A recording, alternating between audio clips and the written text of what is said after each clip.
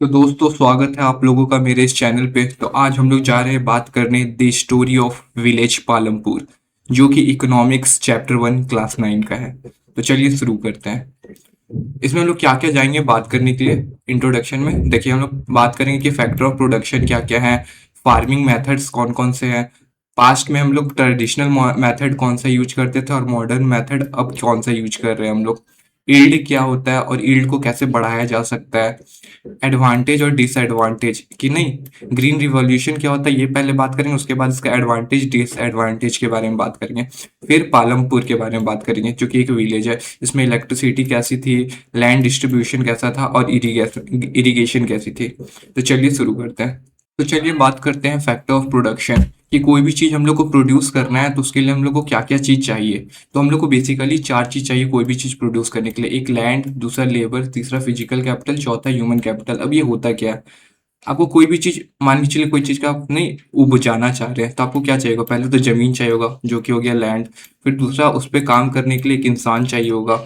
फिर उसको अगर काम को आप और तेजी से करना चाहते हैं तो उसके लिए क्या आपको इक्विपमेंट चाहिए होगा, जैसे नहीं मशीनरीज मतलब मशीन चाहिए होगा, ठीक है, उस काम को तेज करने के लिए। और आखिरी में कि हो सकता है ये तीनों चीज़ हो, आपके पास जमीन भी हो, वो इंसान भी हो काम करने के लिए, और आपके पास वो टूल भी हो जो आपका काम को और तेज कर दे। लेकिन आखिरी में इन तीनों को एक साथ लाने के लिए क्या चाहिएगा, ह्यूमन कैपिटल। ह्यूमन कैपिटल मतलब दिमाग, समझे, जो अल्टीमेटली ये तीनों को एक साथ प्लेस करेगा। ऐसा भी हो सकता था कि किसी के पास जमीन होता, वो टूल भी होता, और क्या बोलते हैं आपके पास इंसान भी होता, पर उसको पता ही नहीं कि कौन सा फसल हमको कौन सा सीजन में उगाना है, तो वो तो वेस्ट हो जाता। इसलिए ये चारों फैक्टर ऑफ प्रोडक्शन होते हैं, ये चारों चीज चाहिए हम लोग को कोई भी चीज प्रोड्यूस करने के लिए, ठीक है। एक तो आपको जमीन चाहिए, दूसरा आपको लेबर चाहिए, तीसरा फिजिकल कैपिटल। अब फिजिकल कैपिटल में दो तरह के आते हैं, एक फिक्स कैपिटल आता है और एक वर्किंग कैपिटल। फिक्स कैपिटल मतलब जो लॉन्ग टर्म के लिए जो यूज में है, और वर्किंग कैपिटल जो शॉर्ट टर्म के लिए यूज में है। जैसे आप खेती करते हैं तो उसमें आप देखे होंगे ना कि जो नहीं आयरन के जो टूल होते हैं वो सब क्या लॉन्ग टर्म में यूज में आते हैं, इसलिए वो आ जाएगा आपका फिक्स्ड कैपिटल में। और वर्किंग कैपिटल में क्या आएगा, जैसे वो सीड जो बीज होता है ना जिसको बोते हैं, वो तो आप एक बार बो देंगे फिर वो खत्म हो जाएगा, तो वो आ जाएगा आपका वर्किंग कैपिटल में, ठीक है। या जैसे मान चलिए आप पैसा देके कोई चीज खरीद रहे हैं तो वो भी आपका वर्किंग कैपिटल में आ जाएगा। अब चलिए बात करते हैं कि फार्मिंग इन पालमपुर, कि जो पालमपुर हम लोग का विलेज है उसमें फार्मिंग कैसे होता था। तो देखिए फार्मिंग ही मेन एक्टिविटी था, एग्रीकल्चर करना लोगों का, ठीक है, वही मेन ऑक्यूपेशन था। पालमपुर में मेन एक्टिविटी क्या था, फार्मिंग था। अब देखिए आप जब खेती कर रहे हैं तो आपको पता है वक्त के साथ, अगर आज कोई साल है, हो सकता है 20 साल के बाद क्या होगा, जमीन तो उतने का उतना ही रहेगा, लेकिन क्या अब लोगों का संख्या बढ़ जाता है, समझे। पहले मान चलिए कि 100 आदमी हुआ करते थे, अब हो गया 150 आदमी, नंबर बढ़ गया। तो क्या जमीन का तो नहीं ना नंबर बढ़ता है, तो आप क्या करिएगा, आपके पास क्या लैंड तो फिक्स है, तो आप क्या कर सकते हैं, जो वेस्ट है मतलब जो नहीं वेस्ट लैंड है उसको कल्टीवेबल लैंड में यूज कर सकते हैं। जो वेस्ट लैंड मतलब जो लैंड यूज में नहीं हो रहा है आ रहा है उसको आप कल्टीवेबल लैंड में आप उसमें एग्रीकल्चर परफॉर्म कर सकते हैं। एक तो ये तरीका हो गया, और दूसरा तरीका हम लोग क्या कर सकते हैं कि देखिए वक्त के साथ हम लोग का पॉपुलेशन बढ़ गया, अब इस पॉपुलेशन को फीड करने के लिए अब हम लोग और क्या क्या नया तरीका कर सकते हैं कि नहीं, कि इन लोग का डाइट फुलफिल हो जाए, क्योंकि जमीन तो हम लोग पास लिमिटेड ही है। तो देखिए इसके बहुत तरीके हैं। पहला तो हम लोग इरिगेशन सिस्टम को अपना इन्हांस करें, कैसे, अपना कैनल से जोड़ दें, कि अगर रिवर फ्लो हो रहा है तो उस कैनल से जोड़ दे अपना क्या बोलते हैं खेत को, नहीं कि उतना पानी ढोने का जरूरत ना पड़े। फिर दूसरा हम लोग क्या कर सकते हैं, ये इलेक्ट्रिसिटी सप्लाई करे, कि मान चलिए यहाँ अगर आपका ये है नहीं वेल है मतलब कुआं है, अब कुआं से क्या ढो ढो के तो आप पानी नहीं पटाएगा, तो आप क्या करिए वहां पे इलेक्ट्रिसिटी के थ्रू ट्यूबवेल को जोड़ दीजिए अपना खेत से, तो पानी हमेशा पंप अप होते जाएगा, समझे। फिर उसके बाद आप क्या कर सकते हैं, growing more than one crop, आप एक क्रॉप से ज्यादा ग्रो कर सकते हैं। इसका मतलब कि नहीं, अब देखिए आपको पता है कि आपका लैंड क्या बोलते हैं लिमिटेड है, ठीक है, तो उसमें ऐसा तो नहीं है कि आप साल में एक ही बार फसल ग्रो करिएगा फिर छोड़ दीजिएगा, उसको खाली क्यों छोड़िएगा। अगर ये मतलब एक साल में अगर कुछ महीना के लिए कोई फसल अभी ग्रो किए हैं, वो महीना पार हो गया तो फिर उसके बाद दूसरा फसल उसमें ग्रो करिए, उसको खाली मत छोड़िए, समझे। और फिर चौथा क्या कर सकते हैं, आप मॉडर्न फार्मिंग मेथड का यूज कर सकते हैं। ठीक है, मॉडर्न फार्मिंग मेथड को भी हम लोग डिटेल में पढ़ेंगे। तो हम लोग क्या चार तरीके से प्रोडक्शन बढ़ा सकते हैं एक पर्टिकुलर लैंड में, क्योंकि लैंड तो आपका फिक्स्ड है, उसका तो आप नहीं बढ़ा रहे, पर क्या पीपल का संख्या बढ़ रहा है, उसको फीड करने के लिए हम लोग क्या कर सकते हैं, पहला तो इरिगेशन सिस्टम को इनहेंस कर रहे हैं, कैसे, कैनल से उसको जोड़ रहे हैं। फिर क्या कर रहे हैं, इलेक्ट्रिसिटी सप्लाई दे रहे हैं। इलेक्ट्रिसिटी सप्लाई क्यों दे रहे हैं, कि अगर मान चलिए कोई कुआं है, कुआं से आपका अगर आपको खेत में पानी पटाना है तो आप नहीं उसको इलेक्ट्रिसिटी से जोड़ दीजिएगा। फिर आप क्या उसको खेत को खाली नहीं छोड़ रहे हैं, उसमें हर बार कोई नया नया फसल उपजाते जा रहे हैं, और फिर न्यू फार्मिंग मेथड का यूज कर रहे हैं। ठीक है, मॉडर्न फार्मिंग मेथड में क्या क्या आ जाता है आपका, HYB सीड यूज करते हैं, फिर नहीं पेस्टिसाइड ये सब आप यूज करते हैं। ठीक है, अब आगे बढ़ इसको डिटेल में पढ़ेंगे अभी। अब फार्मिंग मेथड्स, ठीक है, फार्मिंग मेथड्स आपका दो तरह का होता है, एक ट्रेडिशनल मेथड और दूसरा वही modern farming method, modern method. ठीक है, तो अब फार्मिंग ये ट्रेडिशनल मेथड को यूज ये डिटेल में पढ़ते हैं कि ट्रेडिशनल फार्मिंग मेथड ना जो हम लोग सालों से यूज कर रहे हैं, करते आ रहे हैं। ठीक है, जो इंडियन फार्मर सालों से यूज कर रहे हैं, जैसे कि क्या हम लोग सालों से यूज कर रहे हैं, खेत जोतने के लिए हम लोग क्या करते हैं, बुलक कार्ट का यूज करते हैं, मतलब बुल का यूज करते हैं। ठीक है, बुलक कार्ट का। फिर पानी पटाने के लिए हम लोग क्या वेल का यूज करते हैं, कि नहीं वहां से पानी ड्रॉ कर रहे हैं। फिर खेत को नहीं, अगर आपका फसल ग्रो हो गया तो फिर उसको बेचने जाना होगा, तो बेचेंगे आप, तो आपको नहीं उसको ढोने के लिए क्या का यूज करेंगे, आप बुलक कार्ट का यूज करेंगे। ठीक है, ट्रांसपोर्टेशन पर्पज के लिए। फिर अगर आप जब खेत में कोई चीज उपजा रहे थे तो बोले थे ना कि हम लोग को टूल्स इक्विपमेंट का जरूरत पड़ता है, तो पहले हम लोग क्या वुडन टूल्स का यूज किया करते थे। और जैसे आज के टाइम में हम लोग फर्टिलाइजर यूज करते हैं कि ज्यादा प्रोडक्शन हो, पास्ट में हम लोग ऑर्गेनिक मैन्योर यूज किया करते थे। ऑर्गेनिक मैन्योर मतलब कि नहीं गाय का गोबर, कि सॉइल में न्यूट्रिशन रहे। ठीक है, जिसके कारण आपका क्या लो प्रोडक्टिविटी होता था। तो क्या हम लोग ट्रेडिशनल फार्मिंग मेथड में क्या क्या यूज कर रहे हैं, जो कि हम लोग सालों से पुराना नहीं तरीका जो यूज कर रहे थे फार्मिंग के लिए, जिसमें हम लोग क्या बुलोक कार्ट का यूज किया करते थे। ठीक है, प्लोइंग करने के लिए, खेत जोतने के लिए। फिर क्या पानी पटाने के लिए हम लोग क्या वेल्स का यूज किया करते थे। फिर जब फसल बड़ा हो जाता था तो उसको नहीं कहीं मंडी में बेचना है, तो हम लोग ट्रांसपोर्टेशन के लिए क्या यूज किया करते थे, बुलक कार्ट यूज किया करते थे। फिर आप जब नहीं आप जब खेत में फसल बड़ा हो रहा था तो उस समय आप क्या कौन सा इक्विपमेंट यूज कर रहे थे, वुडन इक्विपमेंट यूज कर रहे थे। और फिर उसमें न्यूट्रिशन रहे, इसलिए आप ये क्या यूज कर रहे थे, ऑर्गेनिक मैन्योर का। ऑर्गेनिक मैन्योर मतलब जो गाय का गोबर होता है, जिसके कारण उनका प्रोडक्टिविटी लो हो रहा था। अब मॉडर्न फार्मिंग मेथड क्या होता है, उस समय प्रोडक्टिविटी लो हो रहा था, इसलिए हम लोग स्विच करके मॉडर्न फार्मिंग मेथड यूज करने लगे। मॉडर्न फार्मिंग मेथड में हम लोग जनरली क्या यूज करते हैं, इलेक्ट्रिसिटी का यूज करते हैं, मशीन का यूज करते हैं, और HYB सीड्स ये सब का यूज करते हैं। ठीक है, HYB सीड्स क्या होता है कि ये इस तरह का सीड्स होते हैं ना, जो high yield variety seed. High yield variety seed मतलब जो आपको ज्यादा प्रोडक्शन, जो जो प्रीवियस जो था ना आपका सीड, वो उतना ज्यादा प्रोडक्शन नहीं देता था कंपैरेटिवली। ये अगर बीच आप यूज करेंगे तो ज्यादा प्रोडक्शन देगा।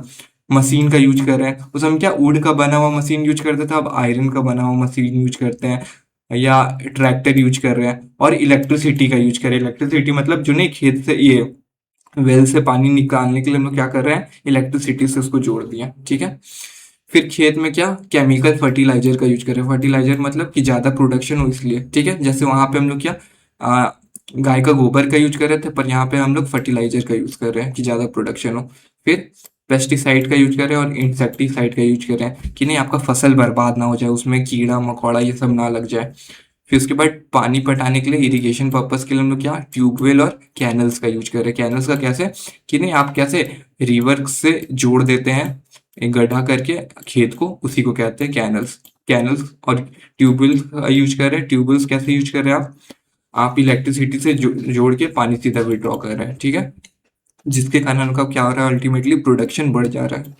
ठीक है, तो मॉडर्न फार्मिंग मेथड में हम लोग क्या क्या यूज कर रहे हैं, इलेक्ट्रिसिटी यूज कर रहे हैं, मशीनरी यूज कर रहे हैं, और HYB सीड यूज कर रहे हैं। फिर केमिकल फर्टिलाइजर्स का यूज कर रहे हैं, पेस्टिसाइड का यूज कर रहे हैं, इंसेक्टिसाइड का यूज कर रहे हैं, कि प्रोडक्टिविटी हम लोग का बढ़ जाए। और पानी पटाने के लिए हम लोग क्या क्या यूज कर रहे हैं, ट्यूबवेल्स यूज कर रहे हैं और कैनल्स यूज कर रहे हैं। अब यील्ड क्या होता है, यील्ड कुछ नहीं होता है, यील्ड मतलब ही होता है प्रोडक्शन। प्रोडक्शन मतलब कि ना यील्ड होता है कि एक खेत था आपके पास, आप उसमें क्रॉप प्रोड्यूस कर रहे थे, तो हो सकता है कि पहले आप ये एक खेत से मान के चलिए 85 क्रॉप प्रोड्यूस कर पा रहे थे, पर वक्त के साथ क्या हुआ कि आपने फर्टिलाइजर्स ये सब ऐड किए, तो अब 50 की जगह आप 100 क्या बोलते हैं क्रॉप प्रोड्यूस कर रहे हो, तो इससे क्या हुआ आपका ईल्ड बढ़ गया। ईल्ड मतलब प्रोडक्शन बढ़ गया, समझे। अब आपको ईल्ड बढ़ाना है मतलब प्रोडक्शन बढ़ाना है, तो आप क्या कर सकते हैं मेथड टू इंक्रीज ईल्ड। पहला तो आप मल्टीपल फार्मिंग कर सकते हैं या मिक्स्ड फार्मिंग। मल्टीपल फार्मिंग मतलब क्या हुआ कि आप अपना खेत को वेकेंट नहीं छोड़ेंगे। जैसे एक साल में 12 महीना होता है, ठीक है।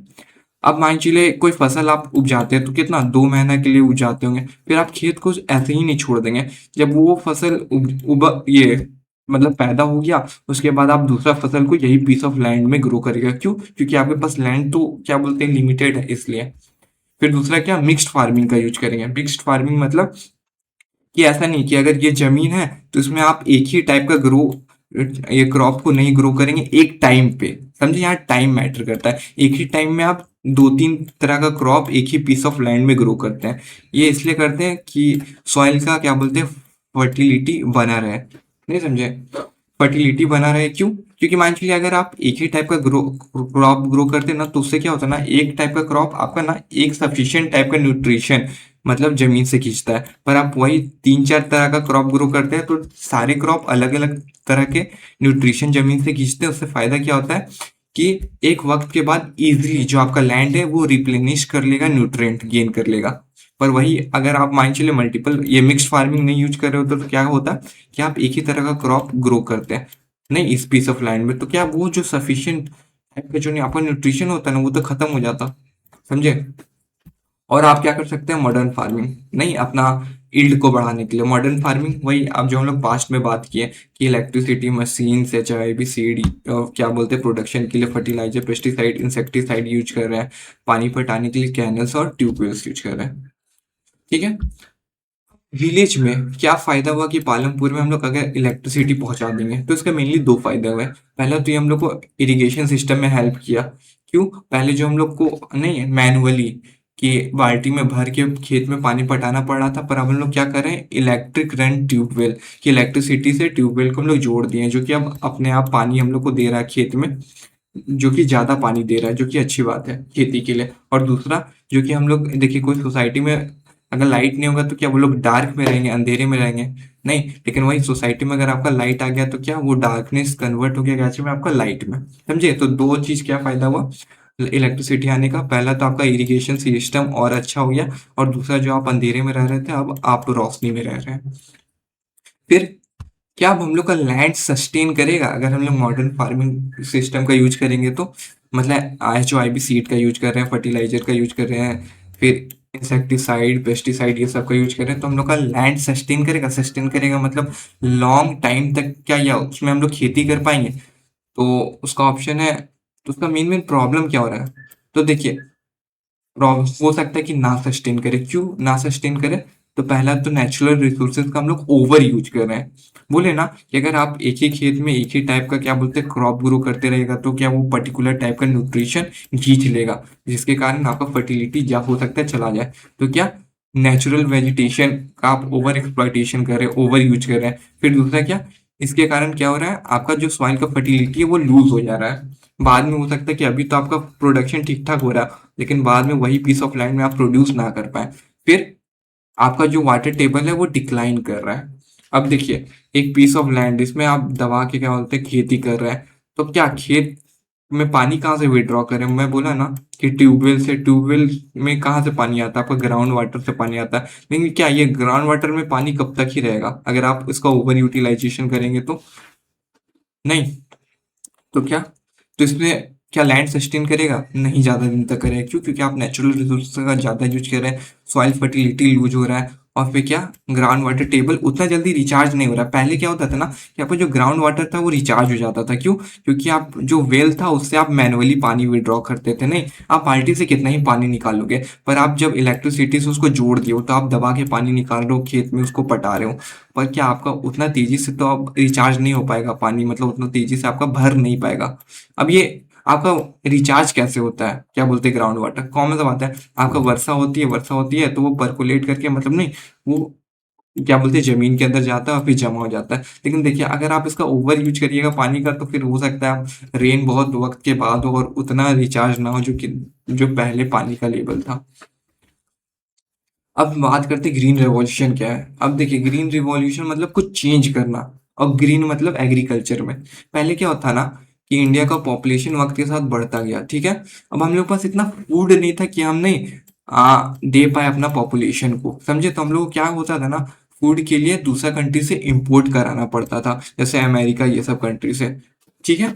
जो कि हम लोग के लिए सही नहीं था क्योंकि हम लोग के पास उतना पैसा नहीं था कि हम लोग इंपोर्ट कर पाए खाना और हम लोग का पॉपुलेशन उस खाने को कंज्यूम कर पाए। तो हम लोग को चाहिए था सेल्फ, क्या बोलते हैं हम लोग सफिशिएंट बन पाए। तो उसके लिए हम लोग को क्या किए, कौन सा टेक्निक अपनाए, मॉडर्न फार्मिंग अपनाए। इसको कहते हैं ग्रीन रेवोल्यूशन। कि नहीं पहले हम लोग जो इंपोर्ट करा रहे थे अब इंपोर्ट कराने की जगह हम लोग खुद ही उतना प्रोड्यूस कर ले रहे हैं कि नहीं अपना पॉपुलेशन को दे पाए वो फूड। अब देखिए ग्रीन रिवॉल्यूशन का फायदा क्या हुआ। तो ग्रीन रिवॉल्यूशन वही हम लोग मॉडर्न फार्मिंग मेथड का यूज कर रहे थे जो कि हम लोग पीछे पड़े हैं, HYB सीड फर्टिलाइजर पेस्टिसाइड ये सब का। तो इसका फायदा क्या हुआ कि आपका इल्ड बढ़ गया। इल्ड बढ़ गया मतलब प्रोडक्शन बढ़ गया। प्रोडक्शन क्यों बढ़ा, क्योंकि आप यहाँ पे HYB सीड का यूज कर रहे हैं।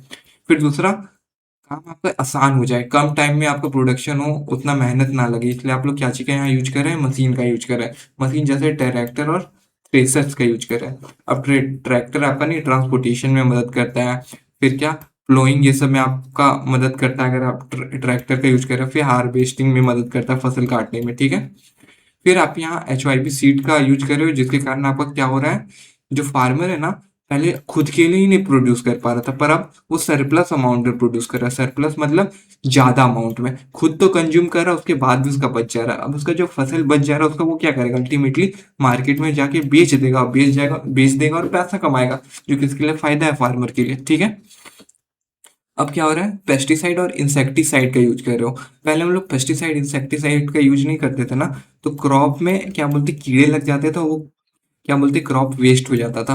पर आप क्या पेस्टिसाइड इंसेक्टिसाइड का यूज कर रहे हो जिसके कारण आपका पेस्ट और इंसेक्ट नहीं लग रहा है क्रॉप में, जिसके कारण आपका प्रोडक्शन बढ़ रहा है, ठीक है। पहले इरिगेशन के लिए आप क्या मैनुअली हाथ से क्या बोलते हैं पानी निकाल रहे थे वेल से, पर अब क्या आप उसको इलेक्ट्रिसिटी से जोड़ दिए वेल को। फिर दूसरा क्या कैनल का नहीं, रिवर से आप कैनल को जोड़ दिया जिसके कारण आपका इरिगेशन सिस्टम बहुत अच्छा हो गया और क्रॉप प्रोडक्शन बढ़ गया। तो उसका एडवांटेजेस क्या क्या हुआ, एडवांटेज यही हुआ कि प्रोडक्शन बढ़ गया। प्रोडक्शन क्यों बढ़ा, क्योंकि आप यहाँ HYB सीड का यूज कर रहे हो, आपका कम टाइम लगे इसलिए आप मशीन का यूज कर रहे हो कि नहीं, कम टाइम और मेहनत लगे। फिर जो अब देखिए पहले तो खुद का प्रोडक्शन नहीं हो रहा था पर अब क्यों, अब जो सरप्लस में जो प्रोडक्शन हो रहा है उसका फार्मर क्या कर रहा है, उसको मंडी में बेच के पैसा कमा रहा है। पहले जो आपका नहीं बर्बाद हो जाता है खेत में फसल, लेकिन आप इंसेक्टिसाइड पेस्टिसाइड का यूज कर रहे हो। पहले क्या इरिगेशन जो हम लोग मैनुअली कर रहे थे अब हम लोग क्या इलेक्ट्रिसिटी का यूज करके प्रोडक्शन बढ़ा दिए हैं। मतलब जिस अमाउंट में हम लोग को पानी चाहिए उस अमाउंट में हम फसल को पानी दे रहे हैं हम लोग। अब इसका डिसएडवांटेज क्या क्या है, आपका नेचुरल रिवॉल्यूशन जो हुआ, तो पहला तो फर्टिलिटी लूज हो गया।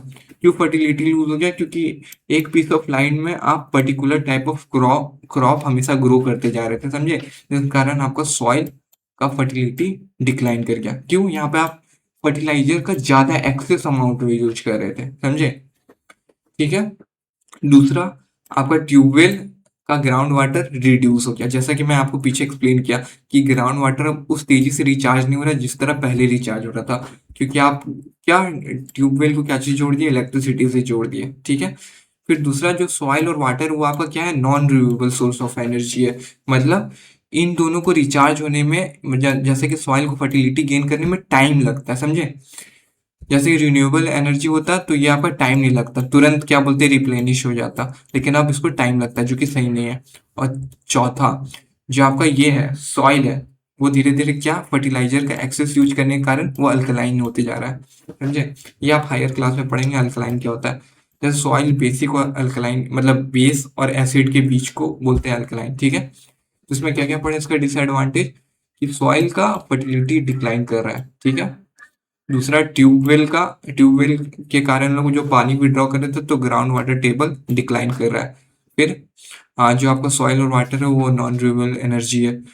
फिर आपका जो सॉइल है वो अल्कलाइन हो रहा है, ठीक है। अब लैंड डिस्ट्रीब्यूशन कैसा है पालमपुर में, तो देखिए पहला तो ये अनइक्वल डिस्ट्रीब्यूटेड है लैंड, समझे? अनइक्वल डिस्ट्रीब्यूटेड है मतलब किसी के पास ज्यादा लैंड है, किसी के पास कम लैंड है, ठीक है। अब जो 1/3 पॉपुलेशन है, मतलब अगर मान चलिए कहीं पे 100 आदमी रहते हैं तो उसमें से जो 33 आदमी है उनके पास क्या है, वो लैंडलेस है, उनके पास जमीन ही नहीं है, ठीक है।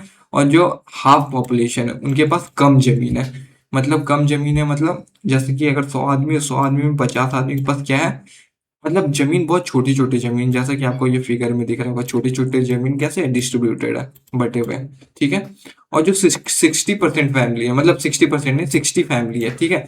60 फैमिली मतलब मान चलिए यहाँ जो हम लोग 100 एज्यूम करें तो सोचिए 100 का कितना कम आदमी, मतलब बहुत कम, ठीक है। जो 60 फैमिली है वही है लार्ज या मीडियम फार्मर्स जिनके पास ज्यादा जमीन है, ठीक है। तो आपको साफ दिख रहा होगा यहाँ पे अनइवन डिस्ट्रीब्यूशन ऑफ लैंड है, किसी के पास बहुत ज्यादा लैंड है जो यहाँ पे 60 फैमिलीज है, और किसी के पास एकदम लैंडलेस है, और किसी किसी के पास बहुत कम जमीन है, ठीक है। अब देखिए लेबर कैसे मिलता है, मैं बोला ना फैक्टर ऑफ प्रोडक्शन में क्या क्या आता है आपका, लैंड लेबर ये सब करके, तो लेबर जो काम करता है जमीन में, तो लेबर आता कहाँ से, ठीक है। जो स्मॉल फार्मर्स है वो तो खुद ही अपने खेत में क्या बोलते हैं खेती करते हैं, समझे। तो उनको तो जरूरत नहीं है दूसरा लेबर का, तो वो क्या करते हैं, cultivate their own land and work as labour, ठीक है। लेकिन जो आपके मीडियम और लार्ज फैमिली ये फार्मर है वो खुद कल्टीवेट नहीं करते, वो खुद नहीं खेती करते, वो क्या करते हैं, वो हायर कर लेते हैं यही लेबर लोग को, मतलब यही, हाँ ये जो फार्मर है छोटे छोटे फार्मर, इन्हीं लोग को हायर कर लेते हैं एज ए लेबर कि वो उनके खेत में काम कर दें, ठीक है।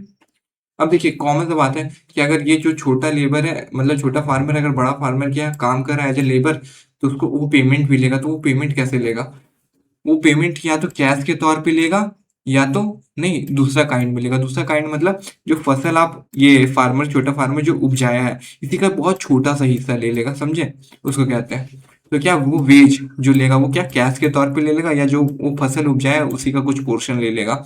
दूसरा कि ऐसा नहीं कि जो छोटा फार्मर को यहाँ एम्प्लॉयमेंट मिल रहा था कि बड़ा फार्मर के यहाँ खेती करने के लिए तो वो हमेशा के लिए उसको एम्प्लॉयमेंट मिलेगा, नहीं मिलेगा, क्या क्यों, वेरी ड्यूरेशन रहेगा। क्योंकि आपको पता है कि कोई भी फसल हम लोग ग्रो करते हैं तो क्या उसका पर्टिकुलर सीजन रहता है कि नहीं। जैसे जनरली तो हम लोग कोई भी क्रॉप ग्रो करते हैं वो रेनी सीजन के टाइम में ग्रो करते हैं, तो इसलिए जब बड़ा फार्मर लोग को क्या बोलते हैं जरूरत रहेगा लेबर का तो वो उनको एम्प्लॉयमेंट देंगे, नहीं तो उनको छोड़ देंगे। और जो यहाँ लेबर लोग को जो वेज भी मिलता है, पैसा भी मिलता है, वो बहुत कम देते हैं बड़े फार्मर छोटे फार्मर लोग को, समझे। तो क्या उनको पैसा मिल रहा है या वो क्या कर ले रहे हैं छोटे फार्मर, शेयर ले रहे हैं अपना छोटा सा नहीं हिस्सा, मतलब जो फसल वो उपजाए हैं। और दूसरा वो उनके पास हमेशा भी एम्प्लॉयमेंट नहीं रहता है, जब बड़ा फार्मर को जाता है जरूरत तो वो देता नहीं तो वो छोड़ देता है, ठीक है। अब देखिए अब पैसा कहाँ से आता है छोटे छोटे फार्मर्स के पास, मतलब, ठीक है। तो देखिए वो डेट ट्रैप में फंस जाते हैं, आप पढ़ेंगे ना कि छोटा फार्मर हमेशा डेट ट्रैप में फंस जाता है। जैसे छोटे फार्मर्स लोग क्या हमेशा सदियों के लिए मतलब बड़े फार्मर के अंडर काम करते रहते हैं, तो वो ऐसा क्यों होता है, तो देखिए एक वक्त होता है ना हमेशा कि जब छोटा फार्मर को जरूरत रहता है पैसा का, तो वो क्या करता है, या तो मनी लेंडर के पास जाता है या तो वो ट्रेडर के पास जाता है पैसा लेने के लिए, समझे, या बड़ा फार्मर के पास जाता है। तो वो लोग उसको पैसा तो दे देते हैं लेकिन पैसा क्या देते हैं, ज्यादा इंटरेस्ट पे देते हैं। ज्यादा इंटरेस्ट पे मतलब जैसे यही फार्मर अगर कोई बैंक के पास जाता है 100 रुपया लेने के लिए, तो क्या बोलता है बैंक, क्या आप 1 साल के बाद मेरे को 110 रुपया लौटाएगा। 110 रुपया मतलब आप 10 रुपया पे वो बैंक आपको इंटरेस्ट दे रहा है। लेकिन यही बड़े जो फार्मर रहते हैं वो लोग क्या करते हैं कि अब इनको 100 रुपया दे रहे हैं पर बोलते हैं 1 साल के बाद तुम मेरे को इसका दुगना लौटाना, नहीं समझे। तो यहाँ पे क्या सीधा 100% के इंटरेस्ट में दे रहे हैं, या बोलते हैं कि 150 रुपया लौटाना, अगर 150 भी ये इंसान लौटा रहा है तो कितना इंटरेस्ट दे रहा है, 50% एक्स्ट्रा इंटरेस्ट दे रहा है। जो कि बैंक आपको 10 इंटरेस्ट में दिया था 10%, आपको वही क्या बोलते हैं ये लैंड लेबर और मनी लेंडर लोग क्या चीज में दे रहे हैं, मनी लेंडर या बड़े फार्मर 50% इंटरेस्ट में, समझे। तो अब कोई भी फार्मर बड़ा मतलब ज्यादा इंटरेस्ट पे देगा तो क्या आपको लोन चुकाने में डिफिकल्टी आप फेस करिएगा, आप कभी वो लोन चुका नहीं पाएगा तो नहीं, फिर अल्टीमेटली आप क्या करिएगा, ये जो छोटा फार्मर्स है ये फंस जाते हैं, बड़े फार्मर्स के अंडर हमेशा काम करते रह जाते हैं कि वो सोचते हैं कि अगर हम नहीं ज्यादा वक्त तक काम करेंगे तो हमारा जो रिपेमेंट है वो पूरा हो जाएगा, पर वैसा कभी होता नहीं है, ठीक है। तो क्या फसल उग जाने के लिए क्या छोटा फार्मर क्या कर रहा है, दूसरा फार्मर लोग से लेंड ले रहा है, या तो मनी लेंडर से या ट्रेडर लोग से। फिर उसके बाद ये जो लोग लोन है क्या चीज हाई रेट ऑफ इंटरेस्ट में दे रहे थे, और यही रेट ऑफ इंटरेस्ट ये चुका नहीं पा रहा था जिसके कारण क्या ये डेट ट्रैप में फंस जा रहा था। छोटा फार्मर आपका। अब जो बड़े फार्मर होते हैं उनके पास पैसा कहाँ से आता है? तो कॉमन बात है, इनके पास पैसा आता है जो ये पैसा बचाए होते होते रहते हैं। जैसे मान के चलिए इनके पास तो, जो बड़े फार्मर होते हैं उनके पास तो बड़े बड़े जमीन होते हैं, तो खुद इतना उपजा लेते हैं कि वो खुद कंज्यूम कर ले, और फिर जो सरप्लस में बच जाता, सरप्लस मतलब जो एक्स्ट्रा बच जाता है उसको बेच के पैसा वो अर्न भी कर पाते हैं, अर्न भी कर लेते हैं। और पैसा जो अर्न कर लेते हैं उससे फायदा क्या होता है, उसको सेव भी कर लेते हैं, वो खर्च नहीं करते, ठीक है। और यही पैसा फिर बाद में वो लेंड करते किसको, स्मॉल फार्मर लोग को, क्या चाहिए, रेट ऑफ इंटरेस्ट में, हाई रेट ऑफ इंटरेस्ट में, जहां से दूसरा सोर्स ऑफ इनकम आपका यहाँ आ गया इसका। फिर तीसरा ये क्या करते हैं, कैटल, ट्रैक्टर और स्मॉल सेटअप खोलते हैं। जैसे कैटल हो गया, कैटल पे अगर आप ये पैसा इन्वेस्ट करें तो उससे क्या, कैटल इनको दूध देता है। ट्रैक्टर पे आप इन्वेस्ट करें तो क्या, ट्रैक्टर के थ्रू आप खेती वेती करें तो जो आपका हेल्पफुल ही है। फिर क्या, शॉप खोल रहे हैं तो वहां भी आप पैसा बेच के नहीं आप प्रॉफिट अर्न कर रहे हो। तो कैसे, लार्ज और मीडियम फार्मर के पास पैसा कहाँ से आ रहा है, एक तो जो ये क्या बोलते हैं, जो सरप्लस प्रोड्यूस हो रहा था उसको बेच के जो ये पैसा सेव किए थे उससे, फिर दूसरा जो ये क्या बोलते हैं, स्मॉल फार्मर लोग को पैसा दिए थे उससे जो हाई रेट ऑफ इंटरेस्ट में दिए थे वहां से आ रहा है। और तीसरा जो कैटल, ट्रैक्टर और जो नहीं शॉप्स है वहां से आ रहा है। यहाँ पे नहीं, सिंपली ये लोग इन सब चीज में इन्वेस्ट किए जिसके कारण इनको रिटर्न मिल रहा है, ठीक है। अब देखिए, मैं यहाँ पे आपको प्रॉब्लम बताया ना, जो छोटे फार्मर होते हैं उनके पास छोटा जमीन होता है इसलिए वो खुद के लिए उपजा पाते हैं। अब खुद के लिए भी उपजाते हैं तो उसमें दिक्कत होता है कि वो खुद भी नहीं कंज्यूम कर पाते हैं और अपना फैमिली को भी नहीं कंज्यूम करा पाते, तो इसलिए उनको काम करना पड़ता है दूसरे फार्मर के यहाँ, मतलब बड़े फार्मर के यहाँ। देखें, तो small farmer use substantial share for family needs. और वहीं पे ऑन दी अदर हैंड जो बड़े फार्मर है उनका क्या हो रहा है कि वो सरप्लस अमाउंट प्रोड्यूस कर रहे हैं, ठीक है। और जो एक्स्ट्रा बच रहा है उसको नहीं, वो क्या बोलते हैं, मार्केट में बेच के प्रॉफिट अर्न कर रहे हैं। देख रहे हैं दोनों में कितना फर्क है, इनइक्वालिटी आपको साफ दिख रहा होगा। एक का तो खुद के खाने के लिए नहीं हो रहा, दूसरा बेचारा खा भी रहा है और पैसा भी अर्न करके प्रॉफिट भी जनरेट कर दे रहा है, मतलब खा भी रहा है और नहीं, उसको बेच भी रहा है। अब देख लेते हैं कि अभी तो हम लोग जो भी पढ़े कि फार्मिंग एक्टिविटी की, खेती के बारे में, क्योंकि फार्मिंग मेन एक्टिविटी था, नहीं कल्चर या एग्रीकल्चर आपका मेन एक्टिविटी था पालमपुर में। लेकिन ऐसा जरूरी नहीं कि सब कोई खेती ही करता हो पालमपुर में, थोड़े कुछ आदमी क्या बोलते हैं नॉन फार्म एक्टिविटी में भी थे। नॉन फार्म एक्टिविटी बोले तो जैसे कोई दूध बेच रहा है, कोई मैन्युफैक्चर कर रहा है, कोई ट्रांसपोर्टेशन कर रहा है, कोई शॉपकीपर है, समझे। तो ये सब एक्टिविटी, अब चलिए ये सब मैं आपको याद करा देता हूँ कैसे इसको सीक्वेंस में याद कर सकते हो। या तो कोई खेती कर रहा होगा या तो नहीं, फिर क्या कर सकता है कि हम बोले ना कि किसी के पास अगर गाय भैंस है तो गाय भैंस का यूज करके क्या आप दूध निकाल के उसको बेच सकते हो, तो ये हो गया आपका डेयरी फार्मिंग, ठीक है। तो मान चलिए आप इसको कनेक्ट कैसे करोगे, अब दूध को बेचे, अब दूध को बेचे तो यहाँ पे स्मॉल स्केल में मैन्युफैक्चर भी कर रहे हो। मैन्युफैक्चर मतलब क्या, इसी दूध को तो आप ऐसे ही नहीं बेच दोगे, जैसे आप देखो अमूल, अमूल जो कंपनी है उसको क्या करता है, पहले पैकेज करता है, पैक करेगा प्लास्टिक के अंदर, तो यहाँ पे क्या हुआ, स्मॉल स्केल मैन्युफैक्चर भी हो गया, ठीक है। अब उसको क्या, आप ऐसे ही तो नहीं बेच दोगे, उसको तो ट्रांसपोर्ट करना होगा, तो ट्रांसपोर्टेशन के लिए भी आदमी लोगों को काम पड़ेगा, मिलेगा। फिर ट्रांसपोर्ट करने के बाद अल्टीमेटली बेचना है, तो बेचने के लिए क्या आप क्या करिएगा, छोटे छोटे जो शॉपकीपर है उन लोग को दे दीजिएगा, फिर वो लोग ने रिटेलर को बेचेंगे, ठीक है। तो आशा करता हूँ आप सबको ये पसंद आया होगा। और तो प्लीज़ मेरा चैनल को इस तरह लाइक, सब्सक्राइब और कमेंट करिए और मेरे को सपोर्ट करते रहिए।